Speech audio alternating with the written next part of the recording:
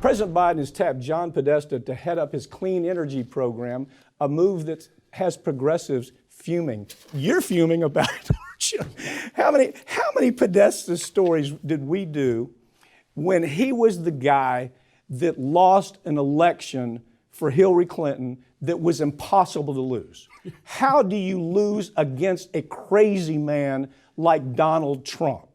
Everybody understood he was crazy then, but him and his brother have been they've been hangers-on for so long. Yep. Hillary Clinton has protected this guy for some reason. I don't know why.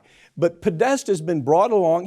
His win-to-loss ratio is deplorable. He has lost more political races probably than anybody in the business. Now, this is his new payoff. Tell the viewers what it is. Yeah, President Biden, as part of the Inflation Reduction Act, the IRA, it has those big, funding mechanisms for clean energy here in the United States, which is wonderful.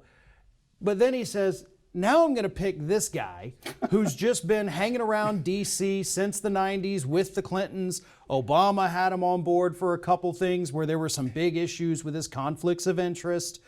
I'll just bring him back. They should have a big L right there on his forehead. The guy he's been a loser in the political game forever, but he's still here. Now, what about his background in energy? Talk about that a little bit. It's this company, Juul is what it's called, not to be confused with the other bad company, Juul. But it was a company that was basically funded by Russian energy interests. And Podesta gets on the board, get tons of shares of this company. They're working with diesel fuel. They're also doing a little bit with biofuels. But that's kind of the window dressing. It's really just a diesel fuel company. And they were using Podesta to move into American politics and raise money. Okay, they raised a lot of money while he was running Clinton's campaign. They lost. What happens after they lost the Clinton campaign? Money drives up, they go out of business. This was not a warm and fuzzy company that he was in charge of, okay? Right. This was a company, as you say, it's nothing but a fuel company.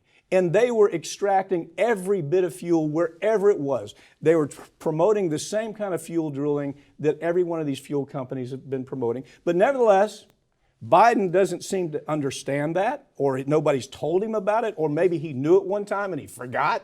I don't know. But he's the guy that he's put in charge of climate. Right. And when Obama appointed him to basically do the same thing with his administration that Biden's chosen him for, there was a big issue with the conflict of interest with him and the energy company. Huge. And so what they say is, no, don't worry. He got rid of all of his shares of the company. Oh, I forgot that And part. then we find out he actually didn't. Yeah. He just gave it to his kids. Right, I forgot so that. he still got the money from it and was pushing, obviously, the policies they wanted while in the White House with Obama. All the money, all the special interest money is still moving into the Podesta estate by way of the kids. Yeah.